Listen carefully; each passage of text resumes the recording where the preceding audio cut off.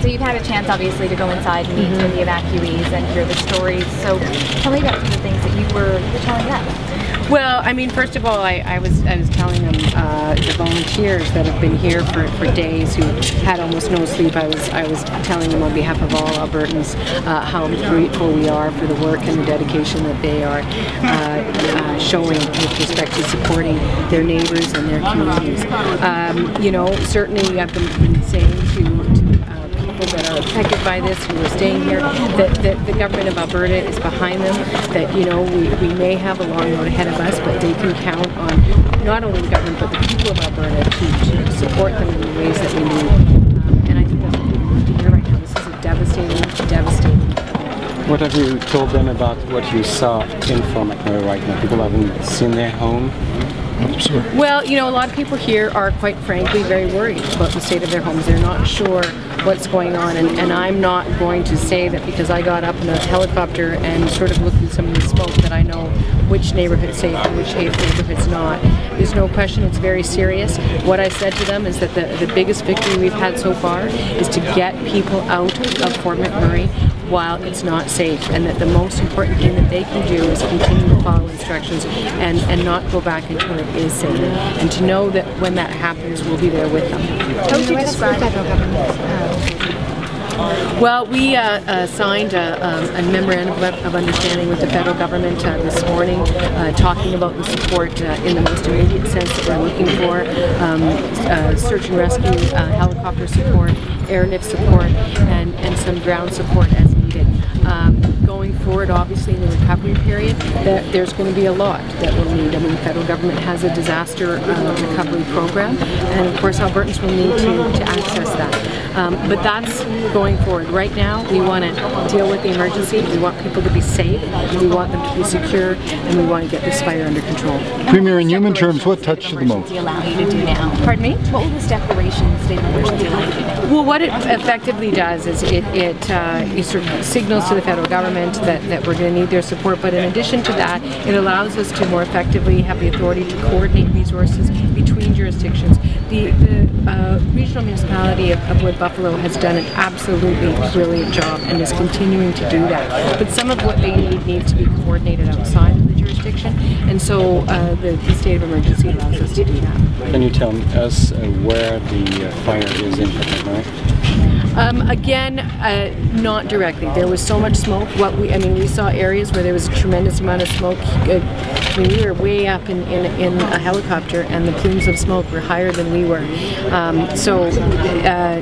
I'm not an expert to tell you which neighborhood is in and out.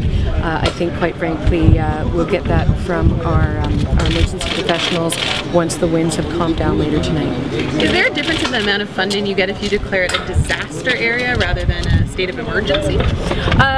Not particularly, no. It's just about ensuring that we go to the federal government. There's a formula that we will use, and in the meantime, what we'll do is we'll do everything we can to strategically orchestrate the recovery efforts. So there's no plan to declare it a disaster area?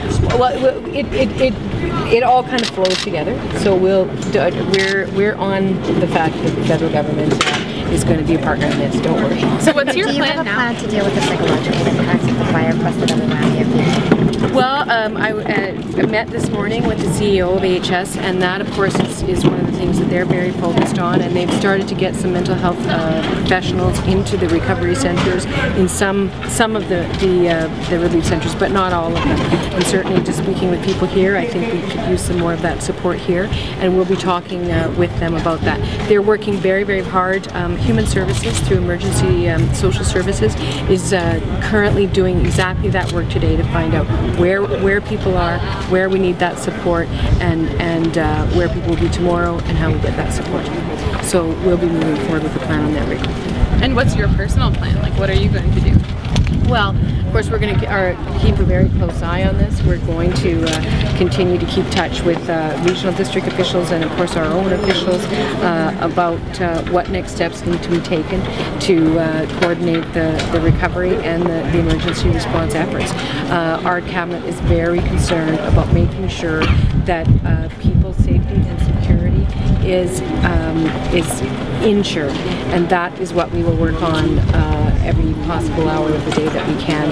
between now and when this is resolved. And in the meantime, tonight I'm hoping to go to Northlands once we get back to Edmonton, and well, just as I say, continue to let the people of Fort McMurray know that all Albertans are behind them, and because they are. Are there enough physical resources like fire trucks and that type of thing? Absolutely, there is, and indeed we've got a lot more that's on standby based on the needs. You know, one of the things we discovered when we were up in the air flying around is that they're very conscious of how many helicopters and planes are in the air because there's only so much airspace, and so we've got everything that we need and more.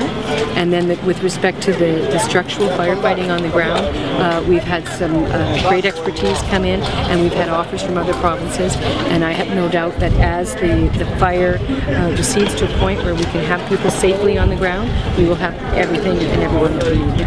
Has anything been lost, that fire truck, or you had to leave the emergency? At this point, I mean, there's been roughly 1,600 structures in general. In Fort McMurray firefighting. But in the course of the firefighting, as far as I know, no, we've not had any losses. Is there any, I know we've been obviously looking, social media's been really active since this all happened. Is there any truth perhaps to some of the social media commentaries that some of the fire crews are finding this fight a little bit overwhelming and people are actually leaving?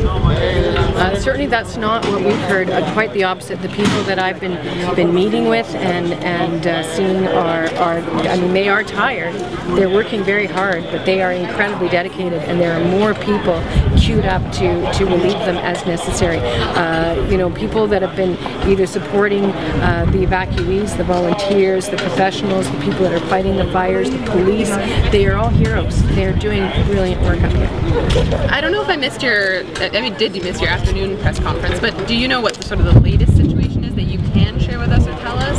Well, it was just because it's moving too fast? Yeah, I mean, basically, I mean, we gave a briefing this morning at 11, and then Minister Larrabee did again this afternoon. But the reality is that things have kind of settled out, and so what was in the briefing at 11 is what we know. And what we knew was that the wind was going to come up and the temperature was going to go up. Both of those things are true, and so now things are doing exactly what we expected in and around the fire, and we won't be able to go in and assess the extent of that damage until it slows down again later tonight. So the conditions are worsening, and it was expected that they would worsen in the afternoon. They are, and it was expected that later in the evening our firefighters will be able to go in and do an evaluation of where that's left us. And so that information will be provided when it's available.